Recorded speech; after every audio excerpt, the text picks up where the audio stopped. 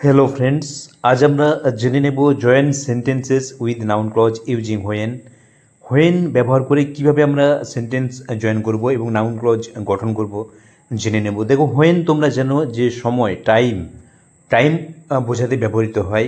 এখানে এক্সাম্পল দেখো, he will come, it is certain, এই দুটি সেন্টেন্সকে কীভাবে জয়েন করব দেখো।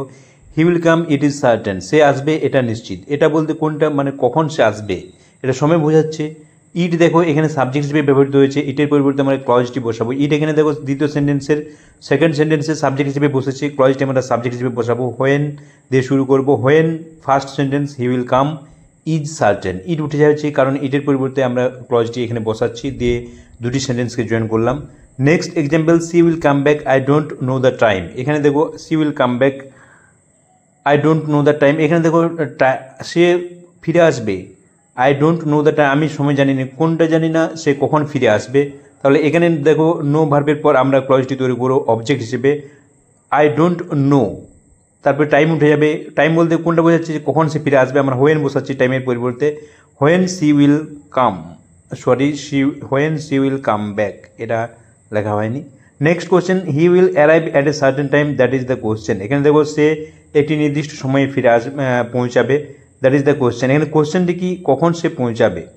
তাহলে এখানে আমরা দ্য কোশ্চেন ইজ, এভাবে ক্লজটি ইজ ভার্বের পর ভার্বের এখানে কমপ্লিমেন্ট, বি ভার্বের কমপ্লিমেন্ট হিসেবে বসাবো ক্লজটি। দ্য কোশ্চেন ইজ, কোশ্চেনটি কি, কখন সে পৌঁছাবে। When he will arrive, time উঠে যাচ্ছে কারণ আমরা হোয়েন বসিয়েছি। তাহলে তোমরা বুঝতে পারছো কীভাবে আমরা জয়েন করছি। আরও কয়েকটি এক্সাম্পল। নেক্সট দেখো, he will be back at some time, I am not sure about that. আমি এটা সম্পর্কে নিশ্চিত নই, কোনটা, যে he will be back at some time, সে কখন ফিরে আসবে। এখানে দেখো দ্যাটের পরিবর্তে আমরা এখানে দ্যাট কি বোঝাচ্ছে, ফার্স্ট সেন্টেন্সটিকে নির্দেশ করছে। তাহলে এখানে আমরা নাউন ক্লজ তৈরি করবো, I am not sure when he'll be back, he'll be back. এখানে দেখো শিওর অ্যাডজেক্টিভের পর নাউন ক্লজ বোঝাচ্ছে কমপ্লিমেন্ট টু অ্যাডজেক্টিভ।